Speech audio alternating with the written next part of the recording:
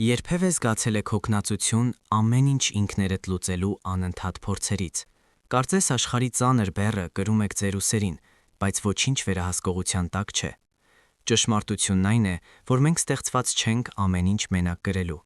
Բայց ինչ է տեղի ունենում, երբ որոշում ենք ամբողջովին ամեն ինչ հանձնել Աստծո ձեռքերը։ Կնվազի անհանգստությունը, կպարզվի ճանապարհը։ Եթե փորձել եք կառավարել ձեր կյանքի ղեկը եւ հասկացել եք, որ չեք կարող, ապա այս տեսանյութը ձեզ համար է։ Այսօր կխոսենք ամբողջական հանձնման ուժի մասին եւ այն մասին, թե ինչպես է այդ որոշումը կարող բերել խաղաղություն, ուժ եւ փոխակերպում ձեր կյանքում։ Ուրեմն նախքան շարունակելը, գրեք այստեղ մեկնաբանություններում հետեւյալ նախադասությունը. Տեր, ես ամեն ինչ հանձնում եմ քո ձեռքերը։ Սա հավատի արարք է։ Երբ գրում եք, դուք հռչակում եք, եւ գուցե այս պարզ քայլը դառնա մեծ փոփոխությունների սկիզբ ձեր կյանքում։ Եկեք սկսենք։ Ճշմարտությունն այն է, որ կյանքը կարող է հյուծիչ լինել։ Խնդիրներ են առաջանում, անհանգստությունները գրավում են միտքը, իսկ վախը առաջացնում է կաթվածի պես վիճակ։ Աշխարհը սովորեցնում է, որ մենք պետք է վերահսկենք առողջությունը, հարաբերությունները, բայց եթե ասեմ ձեզ, որ ամենամեծ թեթևացումը, որ կարող եք զգալ, հենց այդ վերահսկողությունից հրաժարվելն է եւ ամեն ինչ հանձնել Աստծո ձեռքերը։ Ամեն ինչ հանձնել Աստծո ձեռքերը, սա ոչ թե գեղեցիկ արտահայտություն է, ոչ խորհրդանշական ժեստ ավելի հոգևոր թվալու համար, այլ իրական հավատի արարք, անկեղծ նվիրում, որը փոխում է այն, թե ինչպես եք ապրում։ Դա ընդունելն է, որ դուք չունեք բոլոր պատասխանները, բայց Աստված ունի։ Ձեր ուժերը սահմանափակ են, բայց նրա ոչ։ Դուք կարող եք փորձել, բայց առանց նրա ոչինչ իսկապես չի կայանա։ Հիմա կանգ առեք մի պահ եւ մտածեք, ինչ եք դեռ չհանձնել Աստծուն։ Գուցե ֆինանսական անհանգստություն, որը խլում է ձեր քունը, գուցե հարաբերություններ, որոնք հյուծում են ձեր հոգին, կամ գուցե վախ, որը խանգարում է հավատի քայլանել։ Ինչ էլ որ լինի, այս տեսանյութում կխոսենք այն մասին, թե ինչ է իսկապես տեղի ունենում, երբ ամեն ինչ հանձնում եք Աստծո ձեռքերը, ոչ տեսականորեն, այլ այնպես, որ դա կարող է իսկապես փոխակերպել ձեր կյանքը։ Ուստի դիտեք մինչև վերջ, որովհետև եթե դեռ չեք փորձել այս ամբողջական հանձնումը, գուցե կրում եք բեռ, որը երբեք նախատեսված չէր ձեզ համար։ Համար 1. Ամբողջական հանձնման աստվածաշնչյան հիմքը։ Խոսել ամեն ինչ Աստծո ձեռքերը հանձնելու մասին, սա ոչ միայն գեղեցիկ խորհուրդ է, այլ այն ինչին սովորեցնում է հենց Աստվածաշունչը։ Հին ժամանակներից մինչև նոր կտակարան մենք տեսնում ենք տղամարդկանց եւ կանանց պատմություններ, ովքեր որոշել են ամբողջովին վստահել Աստծուն, նույնիսկ երբ ամեն ինչ անորոշ էր թվում, եւ ինչ տեղի ունեցավ, Աստված երբեք չի հիասթափեցրել։ Աստված խնդրեց Աբրահամին թողնել ամեն ինչ՝ տունը, երկիրը, անվտանգությունը եւ գնալ այնտեղ, որտեղ նա նույնիսկ չգիտեր։ Հետո խնդրեց նրան զոհաբերել սեփական որդուն՝ Իսահակին։ Կարծես խենթություն, այո, բայց Աբրահամը վստահեց եւ ամեն ինչ հանձնեց Աստծո ձեռքերը։ Արդյունքը՝ Աստված ապահովեց ամեն ինչ եւ նրան դարձրեց մեծ ազգի հայր։ Ծննդոց 12 եւ 22։ Դավիթը ընդամենը երիտասարդ հովիվ էր, երբ ոչ մի մարդկային տրամաբանություն չէր ասում, որ նա կհաղթի։ Բայց մինչ բոլորը տեսնում էին անպարտելի հսկային, Դավիթը տեսնում էր Աստծուն, ով ավելի մեծ է ցանկացած թշնամուց։ Նա վստահեց ոչ թե իր ուժին, այլ Աստծո ուժին եւ հաղթեց։ Ա Թագավորաց 17։ Մարիամը սովորական աղջիկ էր, երբ ստացավ լուրը, որ պետք է ծնի աշխարհի փրկիչին։ Նա կարող էր վախենալ, բայց ինչ ասաց նա. «Ահա Տիրոջ աղախինը, թող ինձ լինի քո խոսքի համաձայն»։ Ղուկաս 1:38։ Նա ամեն ինչ հանձնեց Աստծո ձեռքերը, եւ նրա հանձնումը փոխեց պատմությունը։ Պողոսը տեսավ բանտ, հալածանքներ, սով, նավաբեկություններ, բայց երբեք չհուսահատվեց, որովհետև գիտեր, որ իր կյանքը Աստծո ձեռքերում է։ Նա ասաց. «Երբ ես տկարեմ, այն ժամանակ հզոր եմ»։ Բ Կորինթացիս 12:10։ Պողոսը հասկացավ, որ երբ ամեն ինչ հանձնում ենք Աստծուն, նույնիսկ դժվարությունները դառնում են հնարավորություններ, տեսնելու նրա ուժի գործողությունը։ Աստվածաշունչը լի է խոստումներով այն մասին, թե ինչ է տեղի ունենում, երբ ամեն ինչ հանձնում ենք Աստծո ձեռքերը։ Առակաց 3:5-6 ասում է. «Հուսա Աստծո վրա քո ամբողջ սրտով եւ մի հենվիր քո իմաստության վրա։ Բոլոր ճանապարհներիդ մեջ ճանաչիր նրան, եւ նա կուղղի քո շավիղները»։ Սաղմոս 37:5 ասում է. «Հանձնիր քո ճանապարհը Տիրոջը եւ հույսդ դիր նրա վրա, եւ նա կկատարի»։ Մատթեոս 6:25-24-ում Հիսուսը սովորեցնում է անհանգստության մասին. «Մի հոգ տանեք ձեր կյանքի համար։ Ձեր երկնավոր Հայրը գիտի, որ ձեզ անհրաժեշտ է այս ամենը»։ Եթե Աբրահամը, Դավիթը, Մարիամը եւ Պողոսը պահեին իրենց կյանքի ղեկը, փոխանակ հանձնելու Աստծուն, նրանց պատմությունը շատ այլ կլիներ։ Հարցն այն է, ինչ կարող է Աստված անել ձեր կյանքում, եթե վստահեք այնպես, ինչպես նրանք վստահեցին։ Ձեզ հարկ չէ ունենալ բոլոր պատասխանները, պետք է միայն հավատալ, որ դրանք կան Աստծու մոտ։ Համար 2. Անհանգստության եւ վախի վերջ։ Երբևէ պարկել եք գիշերը անկողնում գլուխը լի անհանգստություններով, կրծքում ծանրությամբ, որը թույլ չի տալիս նորմալ շնչել։ Կարծես միտքը չի անջատվում, կրկնելով նույն վախերը, նույն անորոշությունները, նույն չլուծված խնդիրները։ Անհանգստությունը դա անում է մեզ հետ, գողանում է մեր խաղաղությունը, ստիպում ապրել անվերջ անհանգստության ցիկլում։ Բայց Աստվածաշունչը սովորեցնում է, որ մենք ստեղծված չենք այդպես ապրելու։ Փիլիպպեցիս 4:6 ասում է. «Ոչ մի բանի համար մի անհոգվեք, այլ ամեն ինչում աղոթքով եւ աղաչանքով գոհաբանությամբ թող ձեր խնդրանքները հայտնի լինեն Աստծուն։ Եվ Աստծո խաղաղությունը, որ գերազանցում է ամեն միտք, կպահպանի ձեր սրտերն ու մտքերը Քրիստոս Հիսուսով»։ Կարդացեք կրկին. «Ոչ մի բանի համար մի անհոգվեք, առանց բացառության»։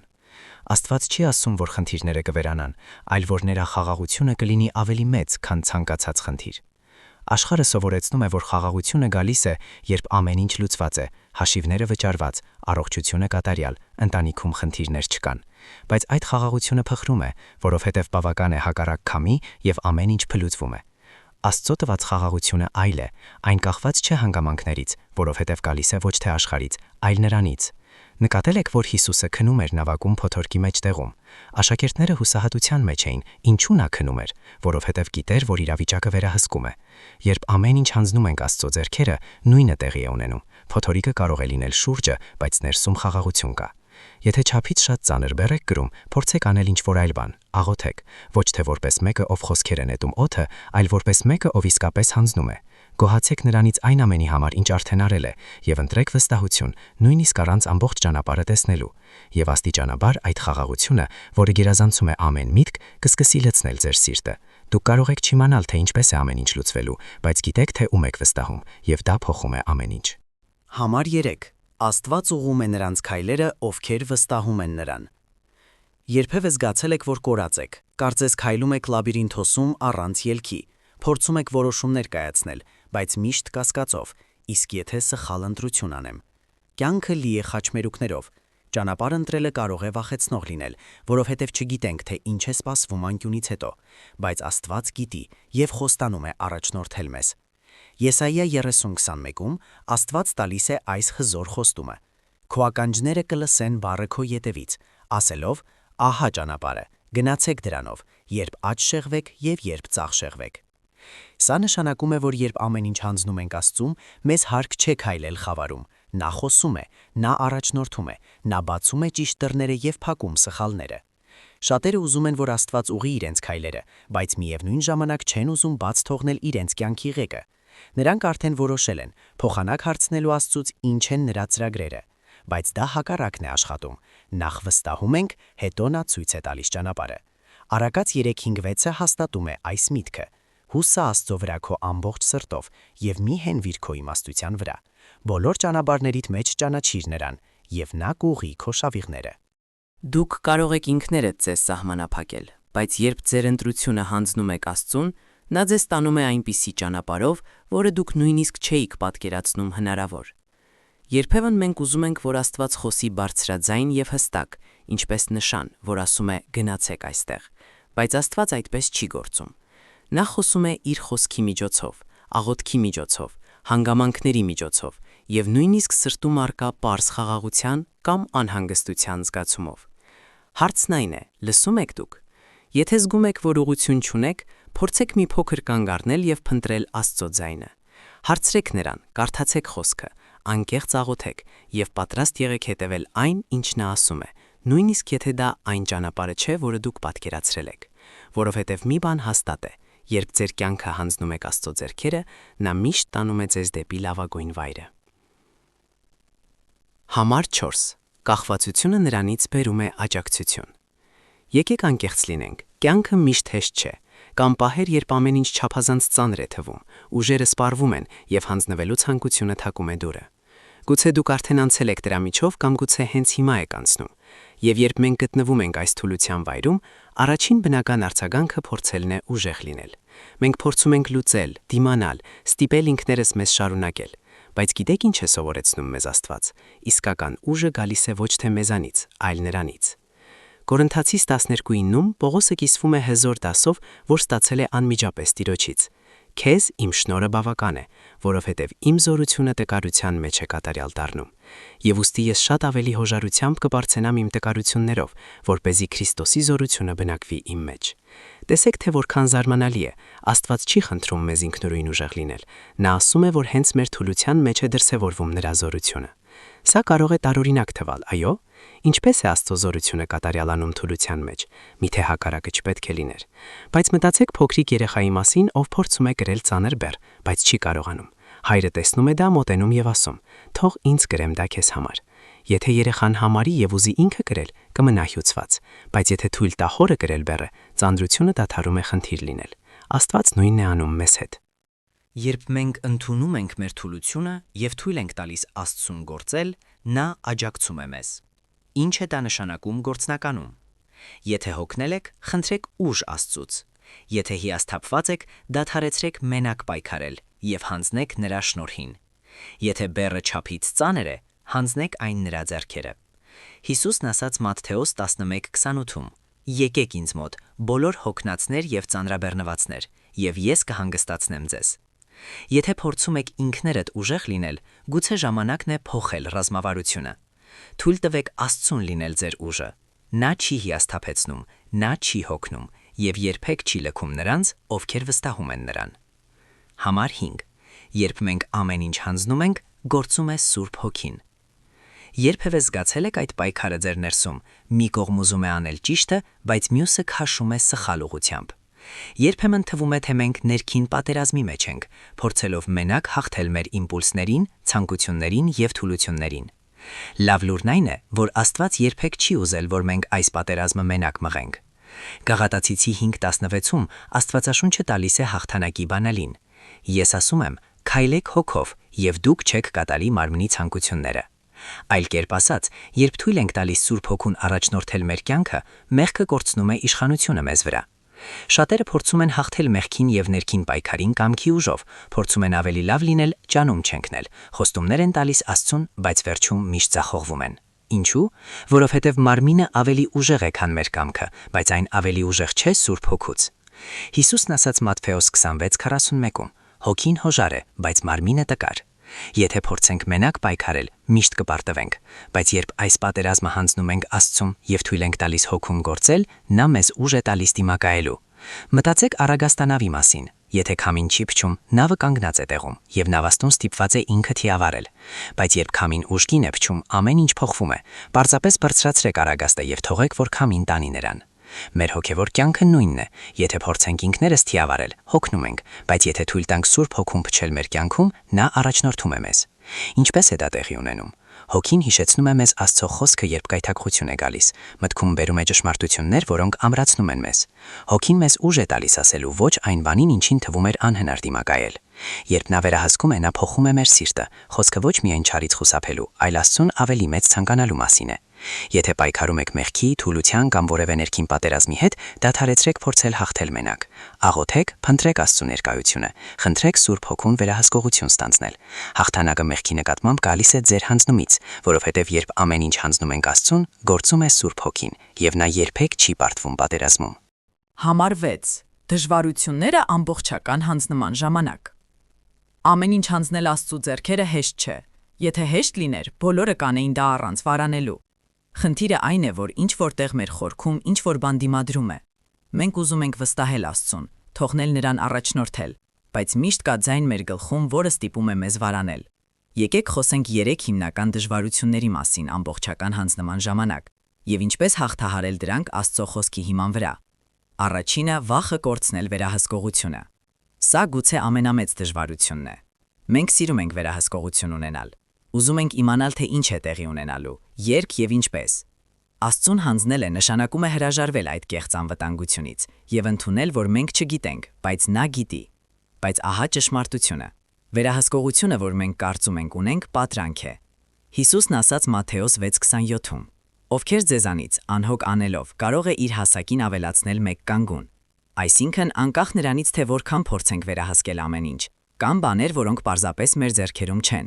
Ինչպես հաղթահարել դա։ Հիշելով, որ Աստված տեսնում է այն, ինչ մենք չենք տեսնում։ Նա գիտի վերջը սկզբից։ Ընտրեք վստահություն, նույնիսկ առանց հասկանալու, եւ աղոթքում հռչակեք. Տեր, ես բացում թողնում վերահսկողությունը եւ վստահում եմ քեզ։ Երկրորդը մարդկային անկախության ցանկությունը։ Դեր Եդեմից մարդը ունի այս միտումը՝ ուզել ապրել ինքնուրույն։ Առաջին մեղքը եկավ հենց այն գաղափարից, որ գուցե Աստված չգիտի, թե ինչ է մեզ համար լավագույնը։ Եվ մինչ օրս մենք կրում ենք դա։ Մենք ուզում ենք ընդունել մեր սեփական որոշումները, հետևել մեր տրամաբանությանը, լուծել ամեն ինչ մեր ձեռով։ Բայց այդպես ապրելը հանգեցնում է հյուծման, որովհետև մենք ստեղծված չենք մենակ քայլելու։ Հիսուսն ասաց Հովհաննես 15:5-ում. «Առանց ինձ դուք ոչինչ չեք կարող անել»։ Թվում է արմատական, այո, բայց սա մաքուր ճշմարտություն է։ Առանց Աստծո ցանկացած ձեռքբերում դատարկ է, ցանկացած ջանք սահմանափակ է, եւ ամեն ինչ դառնում է բեռ։ Ինչպես հաղթահարել դա։ Հիշելով, որ անկախությունը Աստծուց պատրանք է, մենք իսկապես ազատ ենք միայն նրա մեջ։